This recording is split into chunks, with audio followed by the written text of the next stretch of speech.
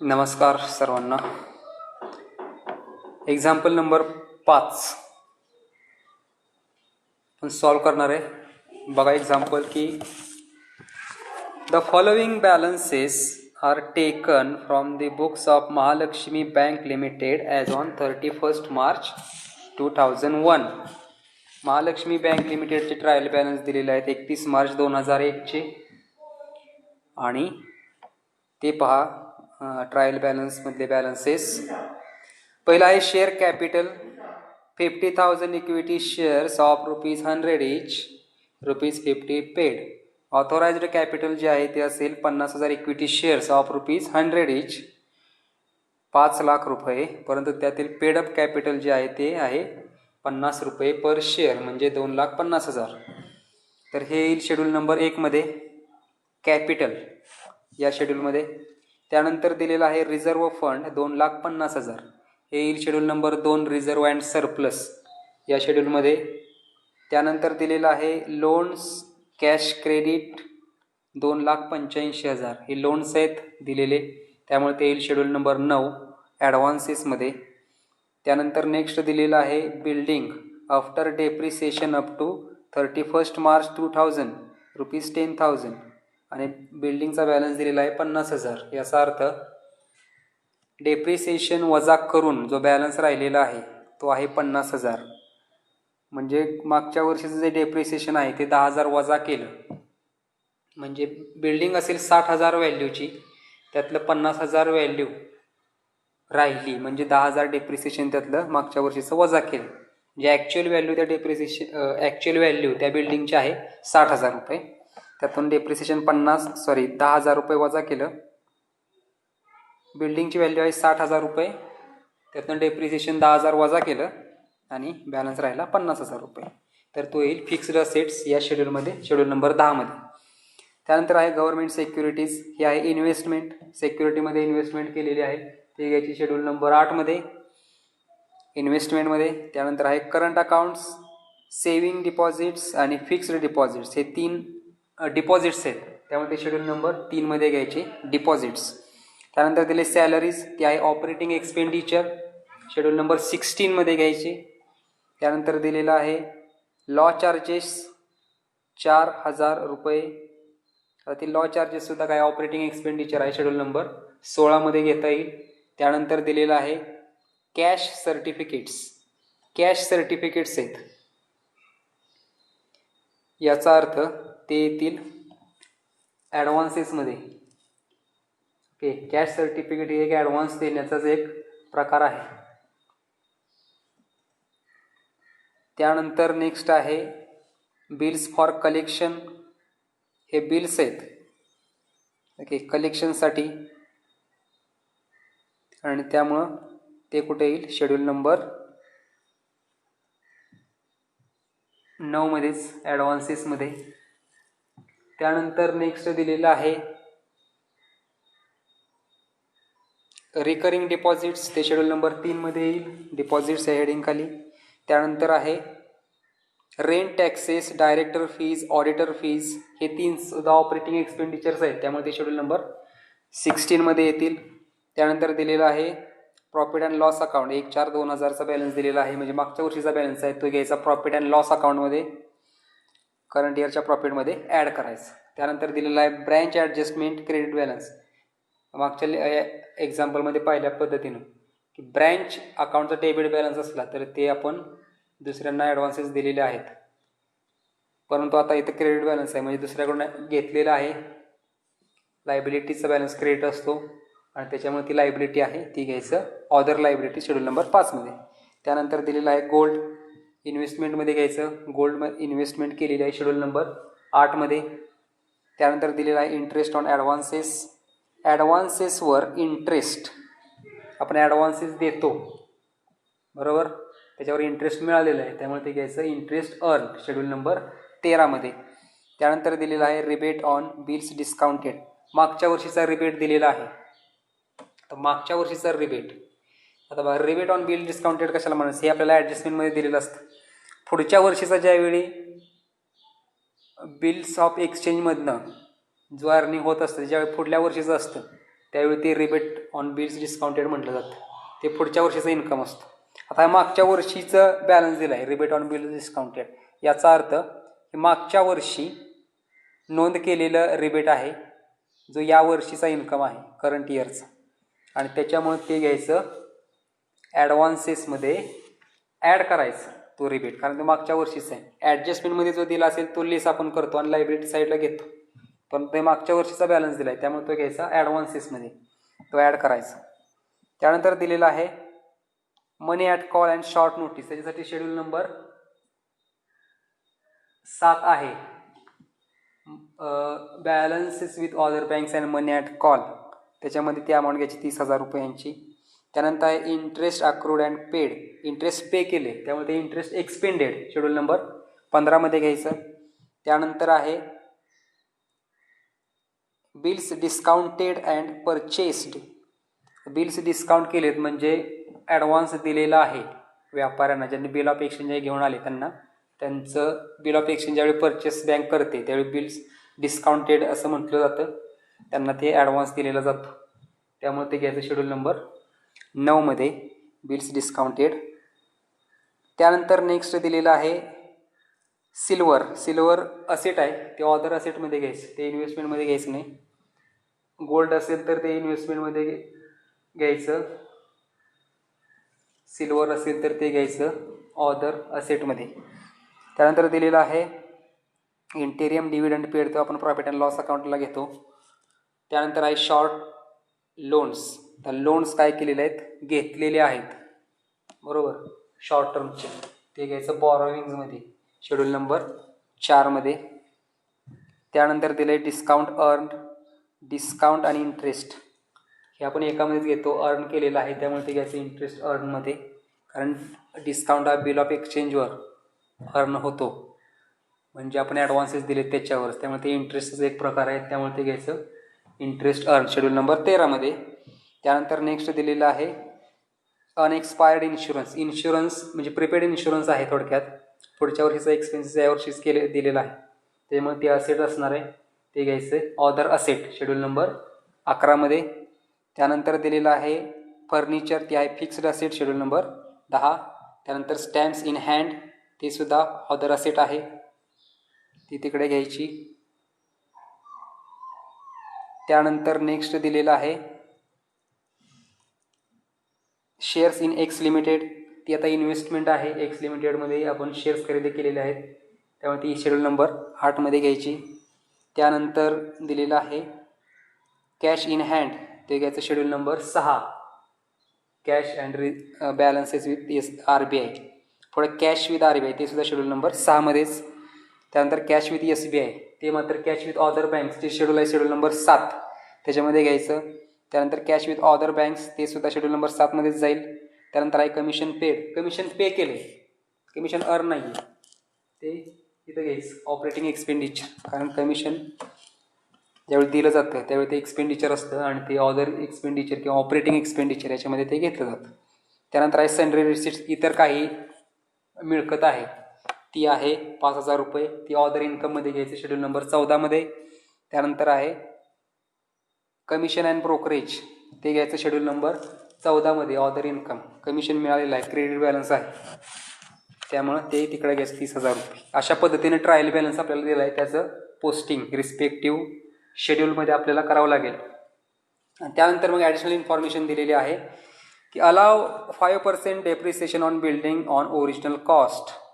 Depreciation 5% आहे, पण ते कुठल्या कॉस्टवर आहे, ओरिजिनल कॉस्टवर आहे. ट्रायल बॅलन्समध्ये जे अमाऊंट दिलेली आहे बिल्डिंगची ती आहे 50,000 आणि डेप्रिसिएशन चार्ज करून 50,000 आहे, म्हणजे मागच्या वर्षीचं डेप्रिसिएशन 10,000 वजा केलं, बॅलन्स आला 50,000. परंतु आपल्याला डेप्रिसिएशन हे जे सांगितले 5% ते ओरिजिनल कॉस्टवर सांगितले. मग ओरिजिनल कॉस्ट किती असणार आहे तर 60,000 रुपये, कारण 60,000 रुपयेमधून डेप्रिसिएशन 10,000 मागच्या वर्षीचा वजा केल्यानं बॅलन्स 50,000 आला होता, म्हणून 60,000वर 5% डेप्रिसिएशन चार्ज करायचं. त्यानंतर पुढे दिले furniture costing ₹2,000 was added during the year, write off depreciation at 10% on opening balance of furniture. म्हणजे फर्निचर जे आहे, आपल्याला फर्निचरची अमाऊंट जी दिली ट्रायल बॅलन्समध्ये ती किती दिली तर ती दिली 8,000 रुपये. आता 8,000 रुपये याच्यामध्ये करंट इयरला 2000 रुपयेचं फर्निचर ॲड केलेलं आहे. जे अगोदरचा बॅलन्स 6000 असेल आणि यावर्षी 2000 रुपयाचं फर्निचर खरेदी केलं आणि 89,000 रुपयाचं फर्निचर झालं. आणि आपल्याला डेप्रिसिएशन जे चार्ज करायला सांगितलं आहे ते आहे ओपनिंग बॅलन्सवर. मग ओपनिंग बॅलन्स किती असणार आहे तर 6000, कारण यावर्षी 2000चं फर्निचर इथे ॲड केलेलं आहे म्हणून 6000वर डेप्रिसिएशन चार्ज करायचं 10%. ते किती येईल 6000वर 10% म्हणजे ते येईल 600 रुपये. या पद्धतीनं ते ओरिजिनल जे फिक्स्ड असेट्स आहेत त्याचे बॅलन्सेस आहेत त्याच्यावर डेप्रिसिएशन चार्ज करायचं. ओके, जे डेप्रिसिएशन चार्ज करून जो बॅलन्स आला आहे त्याच्यावर नाही करायचं. अशा पद्धतीने पहिली ॲडजस्टमेंट करावी लागेल. दुसरी ॲडजस्टमेंट आहे provision for doubtful debts amounting ₹5000 is required. Already दिलेला आहे 5000 रुपये. आपण काय करतो ऑलरेडी प्रॉफिट अँड लॉस अकाउंटमध्ये प्रोव्हिजन्स अँड कॉन्टिजन्सीमध्ये घेतो आणि दुसरा ॲडव्हान्सेसमधून तेवढी रक्कम 5000 रुपये वजा केलेली आहे. त्यानंतर दिलेलं आहे create a provision for taxation. Provision for taxation आहे टॅक्सेशन ते लायबिलिटी ऑदर लायबिलिटीमध्ये घ्यायचं शेड्यूल नंबर 5 मध्ये. आणि त्यानंतर दिलेलं आहे rebate on bills discounted on at 31 March 2001 amounted to ₹5000. Rebate on bill discounted दिलेलं आहे. ते नेहमीप्रमाणे आपण त्याचे दोन इफेक्ट्स करायचे. पहिला घ्यायचा लायबिलिटी साईडला आणि दुसरा घ्यायचा जो इन्कम असेल त्याच्यातून ती अमाऊंट वजा करायची. शेड्यूल नंबर 13 मधून इंटरेस्ट अर्न ह्याच्यामधून ती रक्कम वजा करायची. रिबेट ऑन बिल्स डिस्काउंटेड 5000 रुपये. या पद्धतीनं हे ॲडिशनल इन्फॉर्मेशन दिलेली आहे. त्या पद्धतीने आपल्याला हा प्रॉब्लेम सॉल्व करायचा आहे.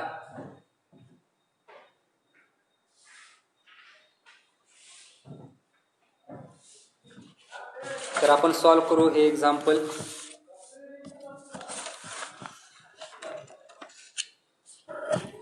पहा, पहिल्यांदा दिलेलं आहे शेअर कॅपिटल. शेअर कॅपिटल किती दिलेलं आहे 50,000 इक्विटी शेअर्स ऑफ ₹100 इच. म्हणजे ऑथोराइज्ड कॅपिटल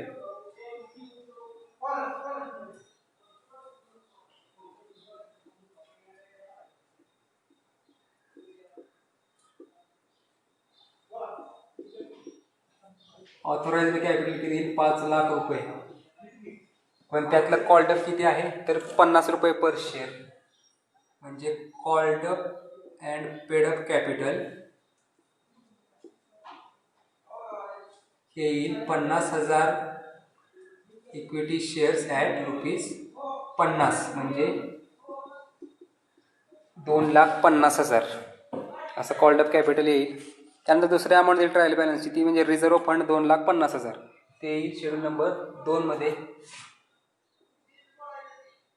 रिझर्व्ह फंड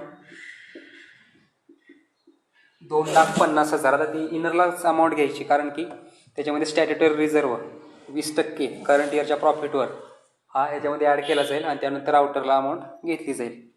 त्यानंतर दिलेलं आहे लोन्स कॅश क्रेडिट हे ॲडव्हान्सेस आहेत 2,85,000 ते ॲडव्हान्सेसमध्ये घ्यायचे. लोन्स आणि कॅश क्रेडिट किती रुपये आहेत 2,85,000. इनरला अमाऊंट घेतली कारण की त्यातून आपल्याला काय करायचे रिबेट वजा करायचे.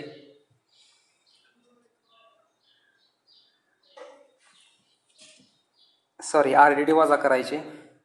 त्यानंतर पुढचं दिलेलं आहे बिल्डिंग 50,000 अमाऊंट दिलेली आहे बिल्डिंगची. बिल्डिंगची ॲक्च्युअल अमाऊंट 60,000 आहे. त्यातून डिप्रिसिएशन 10,000चं वजा करून 50,000 बॅलन्स आलेला आहे. ती सुद्धा इनरला घेऊया कारण की त्याच्यावर डेप्रिसिएशन चार्ज करायचं आहे. त्यानंतर नेक्स्ट दिले गव्हर्नमेंट सिक्युरिटीज 4 लाख. हे काय आपली इन्व्हेस्टमेंट आहे त्यामुळे ते घ्यायचं इन्व्हेस्टमेंटमध्ये. गव्हर्नमेंट सिक्युरिटीज 4 लाख रुपये. त्यानंतर पुढे दिलेलं आहे करंट अकाउंट 2,50,000 डिपॉझिट्समध्ये घ्यायचं.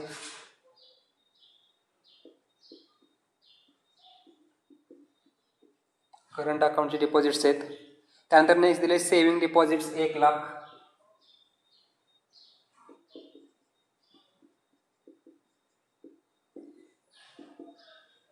त्यानंतर नेक्स्ट दिलेला आहे फिक्स्ड डिपॉझिट 80,000.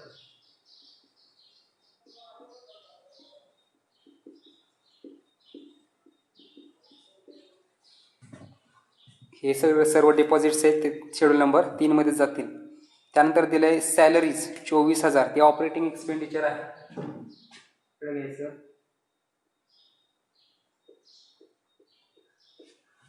त्यानंतर दिलेलं आहे लॉ चार्जेस 4,000 रुपये.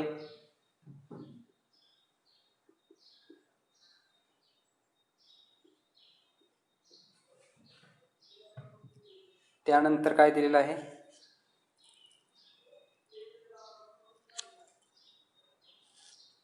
Cash certificates. कॅश सर्टिफिकेट हे काय आहे तर डिपॉझिट्स आहेत. ओके, डिपॉझिट्स घेतल्यानंतर शॉर्ट टर्मसाठी कॅश सर्टिफिकेट्स इश्यू केले जातात. त्यामध्ये डिपॉझिट्समध्ये घ्यायचं.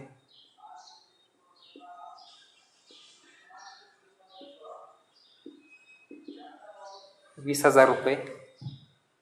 त्यानंतर नेक्स्ट दिलेलं आहे बिल्स फॉर कलेक्शन 60,000 रुपये. आता बिल्स आहेत ॲडव्हान्सेसमध्ये घ्यावं लागेल कारण ते आपण काय केलेलं आहे अमाऊंट पे केलेली आहे.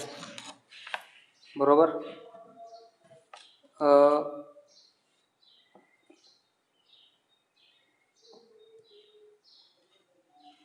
ही जी अमाऊंट आहे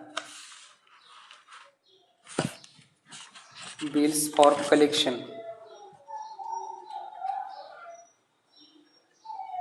60,000 रुपये.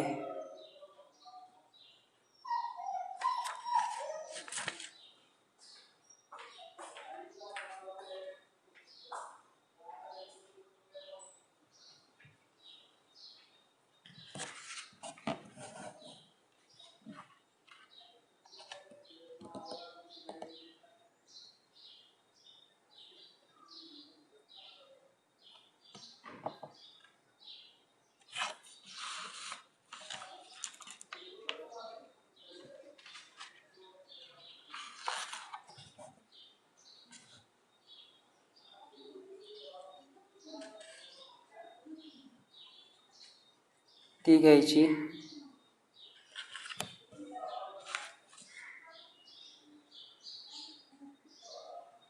Schedule number 9.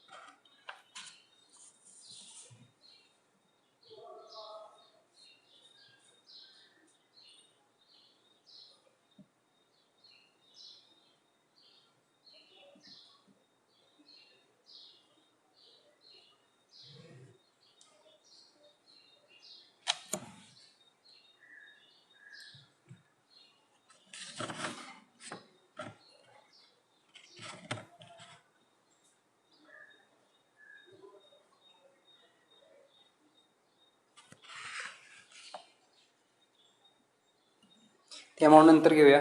त्यानंतर बघू रिकरिंग डिपॉझिट्स. हे डिपॉझिट्स आहेत 25,000. ते डिपॉझिट्समध्ये येतील.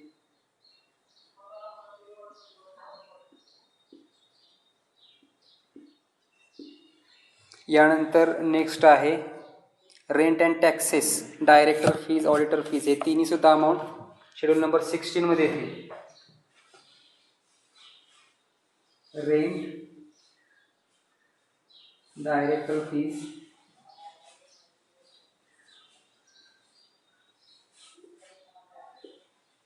ऑडिटर फीज अमाऊंट्स किती आहेत? 2,300, 1,800, 2,400 या पद्धतीने ऑपरेटिंग एक्सपेंडिचरला त्या अमाऊंट घ्यायच्या. त्यानंतर आहे प्रॉफिट अँड लॉस अकाउंट. तो बॅलन्स प्रॉफिट अँड लॉस अकाउंटला घ्यायचा. त्यानंतर दिलेला आहे ब्रँच ॲडजस्टमेंट क्रेडिट बॅलन्स 5,000 रुपये. तो येईल ऑदर लायबिलिटीजमध्ये.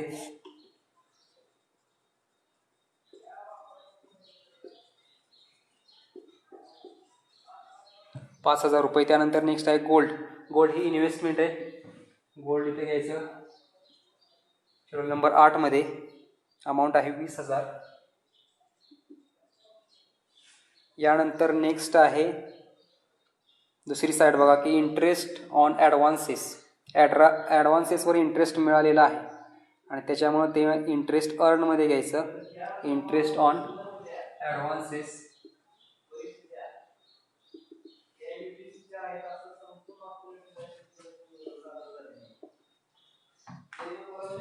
₹1,09,000. त्यानंतर आहे पोस्टेज अँड टेलिग्राम. हे ऑपरेटिंग एक्सपेंडिचर आहे त्यामुळे ते शेड्यूल नंबर 16 मध्ये. पोस्टेज अँड टेलिग्राम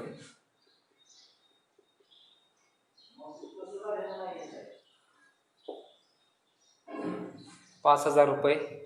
त्यानंतर नेक्स्ट आहे रिबेट ऑन बिल्स डिस्काउंटेड. हे मागच्या वर्षीचा रिबेट आहे. याचा अर्थ तो काय करावं लागेल, या वर्षीचं जे इन्कम आहे इंटरेस्ट जे आहे त्याच्यामध्ये काय करावं लागेल, ॲड करावं लागेल. Okay, ₹6,000 rebates on bills discounted. आणि त्यानंतर ते आपण ॲड करूया. इथे करायचं ॲड रिबेट. आली 1,09,000. एकूण अमाऊंट होईल 1,15,000. इंटरेस्ट ऑन ॲडव्हान्सेस आहे 1,09,000. त्याच्यामध्ये आपण ॲड रिबेट केलं 6,000. एकूण आलं 1,15,000. त्यानंतर दिले money at call and short notice ₹30,000. ते घ्यायचं शेड्यूल नंबर 7 मध्ये. Money at call and short notice amount किती आहे?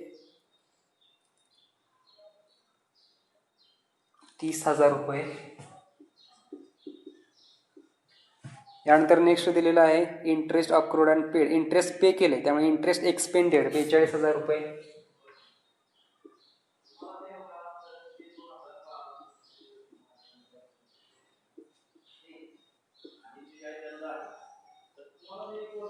₹42,000. त्यानंतर नेक्स्ट दिलेला आहे बिल्स डिस्काउंटेड अँड परचेस्ड ₹46,000. आता हे सुद्धा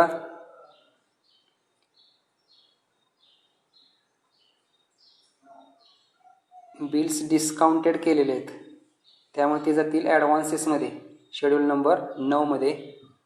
बिल्स डिस्काउंटेड इथं आहे.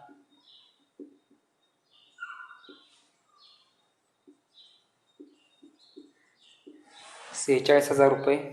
त्यानंतर नेक्स्ट दिले सिल्वर. सिल्वर आहे ऑदर असेटमध्ये घ्यायचं ₹10,000.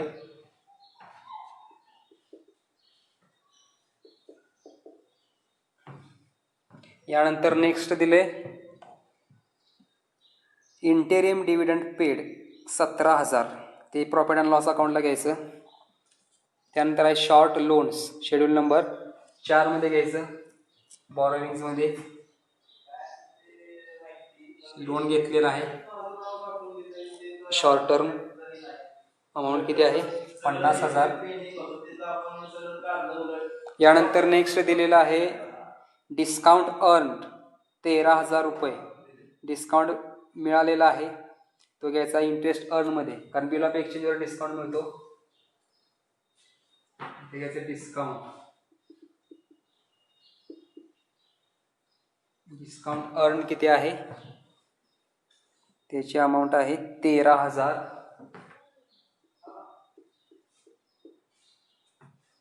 यानंतर नेक्स्ट दिलेला आहे अनएक्सपायर्ड इन्शुरन्स, ही सुद्धा असेट आहे. पुढचा खर्च अगोदरच आपण भागवलेला आहे 400 रुपये.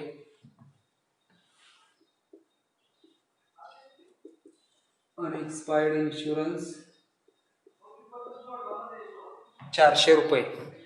यानंतर नेक्स्ट दिलेला आहे फर्निचर फिक्स्ड असेट,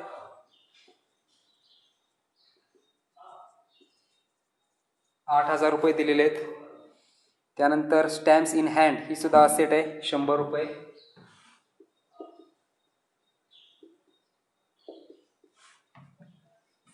पुढे दिलेला आहे shares in X limited, investment केलेली आहे किती रुपयाची 50,000 रुपये. त्यामध्ये इन्व्हेस्टमेंटमध्ये घ्यायचं शेअर्स इन एक्स लिमिटेड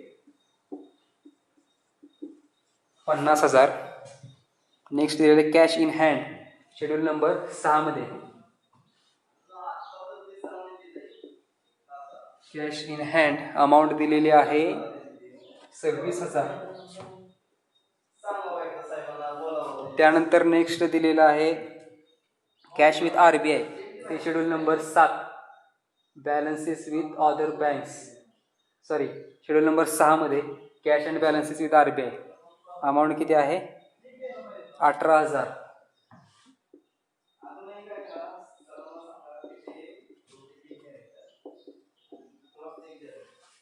त्यानंतर दिलेलं आहे बॅलन्स विथ SBI, ते अदर बँक्स मधील शेड्यूल नंबर 7 मध्ये 60,000 बॅलन्स विथ SBI. त्यानंतर बॅलन्सेस विथ अदर बँक्स 1,00,000, हे सर त्या शेड्यूल मध्ये येईल.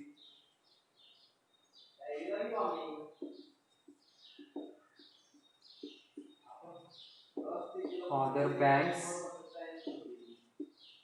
1,00,000 रुपये. त्यानंतर नेक्स्ट आहे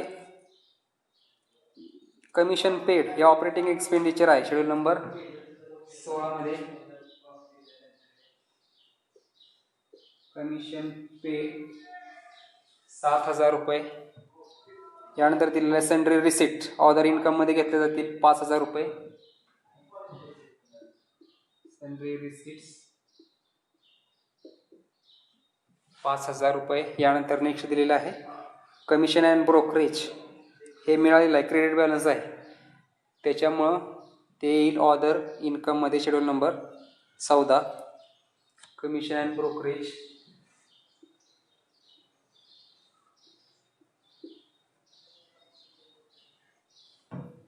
त्याची अमाऊंट किती दिली 30,000 रुपये.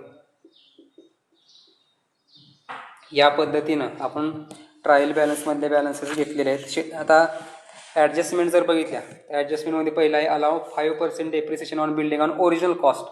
ओरिजिनल कॉस्ट किती आहे बिल्डिंगची तर 60,000 रुपये, कारण त्यातून डेप्रिसिएशन वजा करून बॅलन्स हा 50,000 आलेला आहे. त्यामुळे 60,000 वर 5% डेप्रिसिएशन लेस करायचं, लेस 5% डेप्रिसिएशन. 60,000 वर 5% म्हणजे 3,000. आणि त्यानंतर दिलं आहे की furniture costing ₹2,000 was added during the year. यावर्षी फर्निचरमध्ये 2,000 रुपयांचे फर्निचर ॲड केलेले आहेत. Write off depreciation 10% on opening balance. मग ओपनिंग बॅलन्स किती असेल 8,000चे जर 2,000 ॲड करून फर्निचर झाले असतील तर 6,000 रुपये हे ओपनिंग बॅलन्स आहे फर्निचरचा. मग 6,000 वर 10% काढायचा 600 रुपये. अमाऊंट किती 7,400. हे घ्यायचं शेड्यूल नंबर 16 मध्ये. डेप्रिसिएशन फर्निचरवर आहे 600, बिल्डिंगवर आहे 3,000, आउटरला घ्यायचं 3,600 रुपये. पुढे दिले a provision for doubtful debts amounted to ₹5,000. ठीक आहे, प्रॉफिट अँड लॉस अकाउंटला 5,000 रुपये. आणि दुसरा इफेक्ट ॲडव्हान्सेसमधून वजा करायची तेवढी रक्कम, लेस RDD 5,000 रुपये म्हणजे 2,80,000 आउटरला येतील. आणि त्यानंतर दिले create a provision for taxation 20,000 रुपये. आता प्रोव्हिजन हे केलेलं आहे ते शेड्यूल नंबर 5 मध्ये ऑदर लायबिलिटीज. आणि त्याचा दुसरा इफेक्ट कुठं जाईल, तो जाईल प्रॉफिट अँड लॉस अकाउंटला.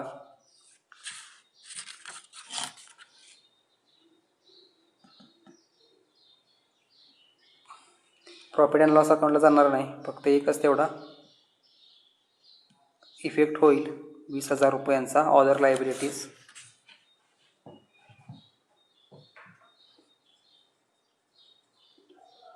प्रोव्हिजन फॉर टॅक्सेशन 20,000 रुपये. यानंतर नेक्स्ट आहे रिबेट ऑन बिल्स डिस्काउंटेड 31 मार्चची अमाऊंट आहे 5,000 रुपये. मग बिल्स डिस्काउंटेडची अमाऊंट आपण काय करतो, ॲडव्हान्सेसमधून ऑदर जे इंटरेस्ट अर्न आहे त्याच्यामधून वजा करतो. आणि दुसरा इफेक्ट म्हणजे लायबिलिटी साईडला घ्यायचं रिबेट 5,000.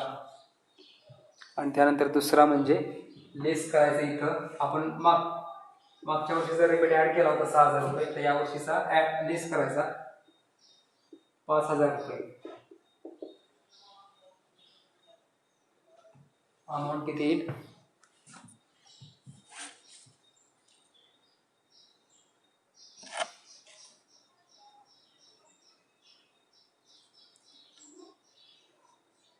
₹1,10,000 रुपये. या पद्धतीनं होईल. या पद्धतीने आपण सर्व ॲडजस्टमेंट ह्या पूर्ण केलेल्या आहेत. तर पहिल्या शेड्यूलची जी टोटल होईल ती 2,50,000 घेतलेली आहे आपण इथं. त्यानंतर शेड्यूल नंबर 2 मध्ये इथं आपण करंट इयरचा रिझर्व ॲड करणार आहे आणि प्रॉफिट अँड लॉस अकाउंटचा बॅलन्स आपण इथं घेणार आहे. त्यामुळे ते शेड्यूल तसं ठेवावं लागेल. त्यानंतर डिपॉझिट्समध्ये 3 अमाऊंट आहेत. 2,95,000 एकूण 5 अमाऊंट आहेत. 2,50,000, 1,80,000, 20,000 आणि 25,000. याची सर्वांची जर टोटल केली तर ते येईल 4,75,000. यानंतर बॉरोविंगची येईल 50,000. यानंतर ऑदर लायबिलिटीज 5,000, 20,000, 5,000 एकूण आहेत 30,000 रुपयांच्या. त्यानंतर नेक्स्ट आहे cash and balances with RBI 26,000 आणि 18,000 एकूण होईल 44,000 रुपये. त्यानंतर आहे balance with other banks money at call and short notice, त्याचे 30,000, 60,000 आणि 1,00,000 एकूण 1,90,000 एवढं अमाऊंट येईल. त्यानंतर नेक्स्ट आहे इन्व्हेस्टमेंट गव्हर्नमेंट सिक्युरिटी 4,00,000. त्यानंतर शेअर्स 50,000 आणि गोल्ड 20,000 असं 4,70,000 रुपये टोटल येईल. त्यानंतर आहे ॲडव्हान्सेस आहेत लोन्सचे 2,80,000 आणि बिल्स डिस्काउंटेडचे 46,000 असे टोटल येईल 3,26,000. त्यानंतर शेड्यूल नंबर 10 फिक्स्ड असेट्स, ते आता येतं आहेत 47,000 बिल्डिंगचे आणि फर्निचरचे 7,400 असे एकूण 54,400 एवढी अमाऊंट येईल. त्यानंतर आहेत ऑदर असेट्समध्ये इन्शुरन्स आहे 400 रुपये, सिल्वर आहेत 10,000 रुपयांचे आणि स्टॅम्प्स 100 रुपयांचे असे एकूण 10,500 रुपये. ची अमाऊंट आहे. त्यानंतर शेड्यूल नंबर 13 जे आहे त्याच्यामध्ये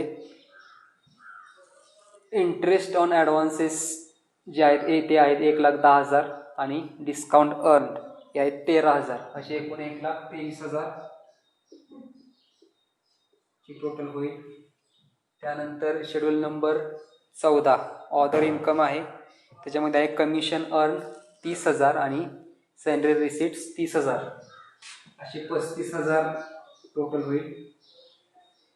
त्यानंतर इंटरेस्ट एक्सपेंडेड याच्यामध्ये इंटरेस्ट पेडची अमाऊंट आहे 42,000 तेवढीच टोटल होईल. आणि त्यानंतर आहे शेड्यूल नंबर 16 त्याच्यामध्ये मग आपण घेतलेला आहे salaries 24,000, law charges, rent, director fees, auditor fees, postage, commission paid आणि डेप्रिसिएशन या सर्व अमाऊंट्सची जर टोटल केली तर ते 50,100 रुपये. या पद्धतीनं सर्व शेड्यूल्स कंप्लीट होतील. सर्व शेड्यूल्सची आपण टोटल केली. आता हे सर्व अमाऊंट ट्रान्सफर करायची प्रॉफिट अँड लॉस अकाउंट आणि बॅलन्स शीटला. त्याच्यासाठीचा प्रोफॉर्मा तयार करावा लागेल, तो करूया.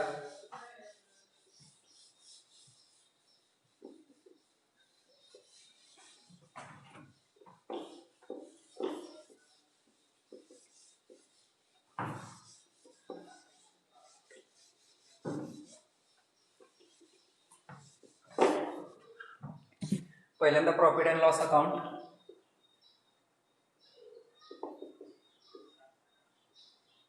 फॉर द इयर एंडेड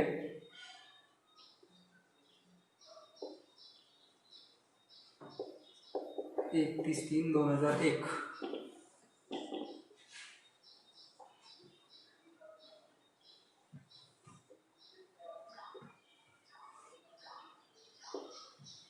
चार कॉलम करायचे. पहिला पर्टिक्युलर्स, दुसरा शेड्यूल नंबर, तिसरा करंट इयरचा अमाऊंटचा कॉलम आणि चौथा प्रिव्हियस इयरचा कॉलम. याच्यामध्ये मग पहिलं जे असेल ते असेल इन्कम. इन्कममध्ये 2 शेड्यूल्स आहेत. इंटरेस्ट अर्न्ड ते आहे शेड्यूल नंबर 13. त्यानंतर आहे ऑदर इन्कम शेड्यूल नंबर 14. यांची टोटल करायची.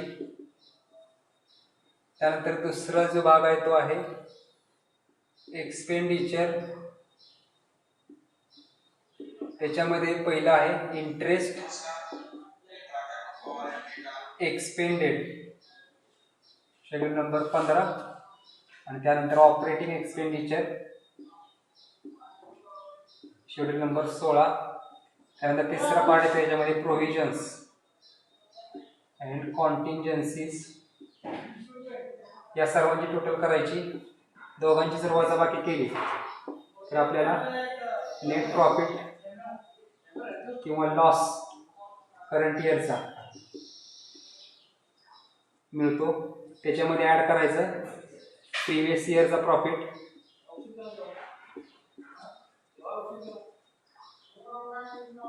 त्याची टोटल करायची.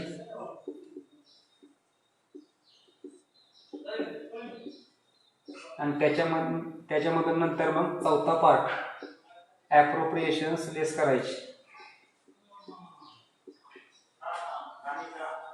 आणि त्यानंतर मग राहिलेला बॅलन्स असेल तो reserve and surplus schedule number 2 मध्ये ट्रान्सफर करायचं. या पद्धतीनं प्रॉफिट अँड लॉस अकाउंट तयार करावं लागेल. त्याच पद्धतीनं बॅलन्स शीट तयार करायची.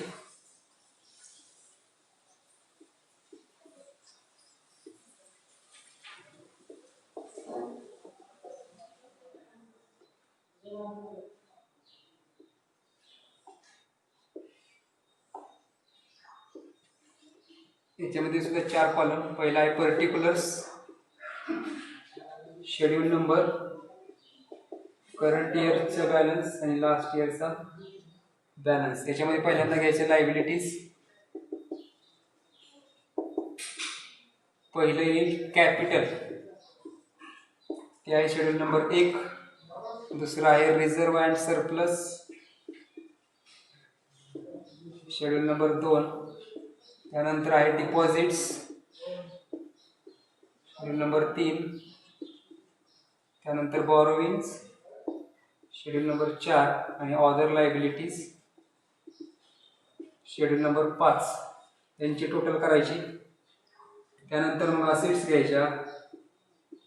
त्याच्यामध्ये पहिला आहे cash and balance with RBI schedule number 6. त्यानंतर cash with other banks schedule number 7 आहे. त्यानंतर आहे इन्व्हेस्टमेंट शेड्यूल नंबर 8. त्यानंतर आहे ॲडव्हान्सेस शेड्यूल नंबर 9. त्यानंतर फिक्स्ड असेट्स शेड्यूल नंबर 10. त्यानंतर अदर असेट्स शेड्यूल नंबर 11. आणि त्यानंतर मग खाली घ्यायचे पोटनोट म्हणून कॉन्टिंजेंट लायबिलिटीज शेड्यूल नंबर 12. या पद्धतीनं सर्व शेड्यूल्स तयार करायचे आणि आपण जे आत्ता शेड्यूल्स क्लोज केलेले आहेत त्याचे सर्व अमाऊंट्स या बॅलन्स शीटमध्ये ट्रान्सफर करायचे. त्याच्यामध्ये आहे पहिलं जे आपण कॅपिटल शेड्यूल क्लोज केलं होतं 2,50,000 ते बॅलन्स शीटमध्ये घ्यावं लागेल. कॅपिटल मध्ये 2,50,000. त्याच्यानंतर रिझर्व्ह अँड सरप्लस आहे ती अमाऊंट काय करावी लागेल प्रॉफिट अँड लॉस अकाउंटमधून ट्रान्सफर केल्यानंतर घ्यावी लागेल. त्यानंतर आहे शेड्यूल नंबर 3 त्याचे बॅलन्स आहे 4,75,000. शेड्यूल नंबर 4चा बॅलन्स आहे 50,000.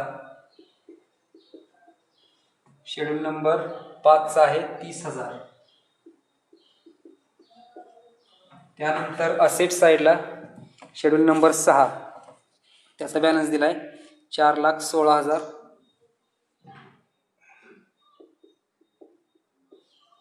त्यानंतर शेड्यूल नंबर 7 त्याचा आहे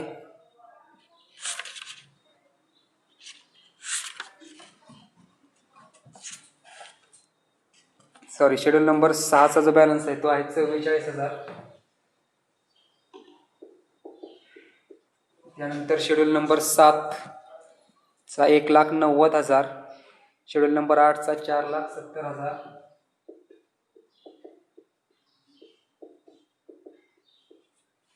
यानंतर ॲडव्हान्सेस आहे 3,26,000.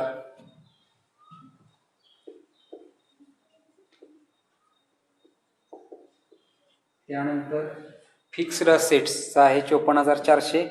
अदर असेट्सचा 10,500. शेड्यूल नंबर 11 पर्यंत आपण बॅलन्सेस घेतले. तर शेड्यूल नंबर 13चा जो बॅलन्स आहे तो आहे 1,23,000. त्यानंतर शेड्यूल नंबर 14चा आहे 35,000. 15चा 42,000.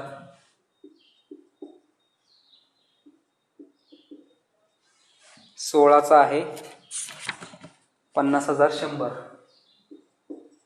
तर सर्व शेड्यूल्सचे बॅलन्सेस आपण घेतले. आता आपण काय करू तर पहिल्यांदा इन्कमची टोटल करू. 1,23,000 प्लस 35,000 एकूण येईल 1,58,000. त्यानंतर एक्सपेंडिचरची जर टोटल केली. आता एक्सपेंडिचरची टोटल करण्यापूर्वी ॲडजस्टमेंट दिलेली आहे. ॲडजस्टमेंटमध्ये प्रोव्हिजन फॉर डाऊटफुल डेट्स दिलेत 5,000. ते प्रोव्हिजन्समध्ये घ्यायचे 5,000 रुपये. जर दुसरा इफेक्ट आपण घेतला होता लोन्स अँड ॲडव्हान्सेसमधून 5,000 वजा केले होते.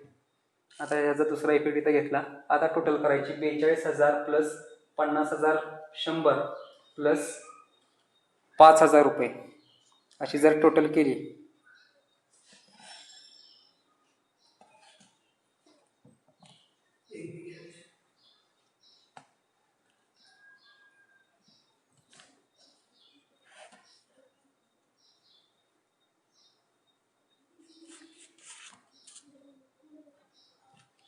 याच्यामध्ये प्रोव्हिजन्स आणखी एक ॲडजस्टमेंट दिली.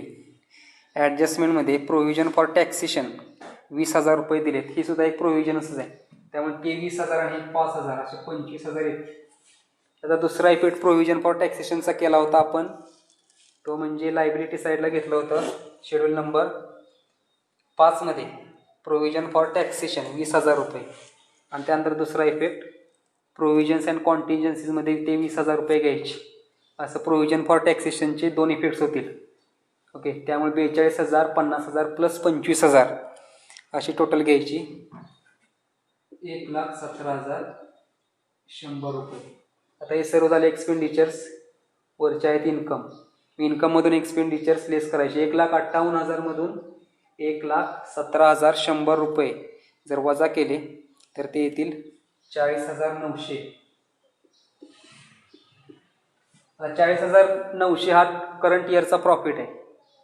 ओके, आणि प्रिव्हियस इयरचा प्रॉफिट सुद्धा ट्रायल बॅलन्समध्ये दिलेला आहे. ओके, ट्रायल बॅलन्समध्ये जर पाहिलं तर तिथं दिलेला आहे बघा, profit and loss account on 1/4/2000 16,000 रुपये दिलेला आहे. तो प्रिव्हियस इयरचा प्रॉफिट इथं घ्यावा लागेल, म्हणजे आपल्याला टोटल प्रॉफिट निघेल 16,000 प्लस 40,900 म्हणजे 56,900 हा टोटल प्रॉफिट झाला. आता टोटल प्रॉफिट झाल्यानंतर त्यातून ॲप्रोप्रिएशन्स लेस करायचे. त्यातलं पहिलं आहे रिझर्व, स्टॅट्युटरी रिझर्व. मग तो घ्यायचा ट्रान्सफर टू स्टॅट्युटरी रिझर्व.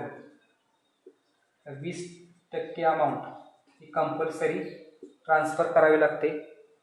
मग करंट इयरच्या प्रॉफिटवर 20% अमाऊंट घ्यायची. 40,900 वर 20% अमाऊंट ही आपल्याला घ्यावी लागेल. 20% जर अमाऊंट काढली तर ते येईल 8,180. 8,180 रुपये ती वजा करायची. त्यानंतर ॲडजस्टमेंटमध्ये आपल्याला डिव्हिडंड दिलेला आहे, ट्रायल बॅलन्समध्ये डिव्हिडंड दिलेला आहे, इंटेरियम डिव्हिडंड 17,000 रुपये. कारण डिव्हिडंड जो असेल तो प्रॉफिट नंतरच शेअर केला जातो. ओके, आणि इंटेरियम डिव्हिडंड पेड केलेला आहे 17,000 रुपये, त्याच्यामुळे ते सुद्धा यातून लेस करावं लागेल. इंटेरियम डिव्हिडंड 17,000 रुपये. आता 56,900 रुपये ही टोटल आहे, टोटल प्रॉफिट आहे. आणि त्यातून मग हे अप्रोप्रिएशन्स 2 आहेत. स्टॅट्युटरी रिझर्वला 8,180 रुपये पाठवले आणि इंटेरियम डिव्हिडंड पेड केला 17,000 रुपये. आता स्टॅट्युटरी रिझर्वचा दुसरा इफेक्ट जो आहे तो रिझर्व अँड सरप्लसला घ्यायचे 8,180 रुपये. तो मागचा रिझर्व फंडचा बॅलन्स आहे 2,50,000, त्याच्यामध्ये करंट इयरचा रिझर्व किती आहे 8,180, तो ॲड करायचा. अमाऊंट येईल 2,58,180 रुपये. ओके, आणि त्यानंतर मग 56,900 टोटल प्रॉफिट आहे, त्यातून मग 8,180 आणि 17,000 रुपये हे वजा करायचे.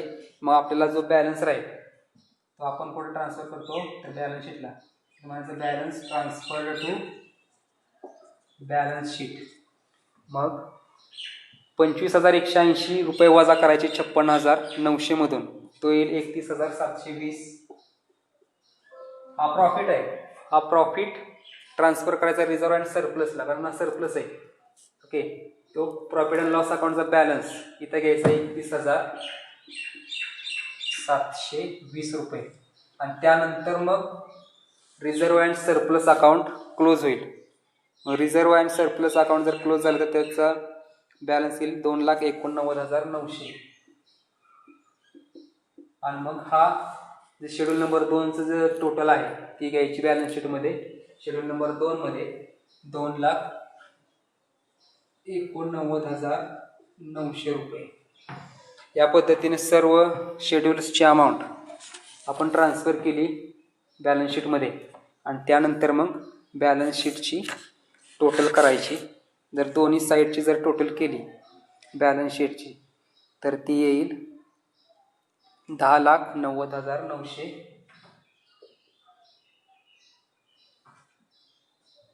10,94,900.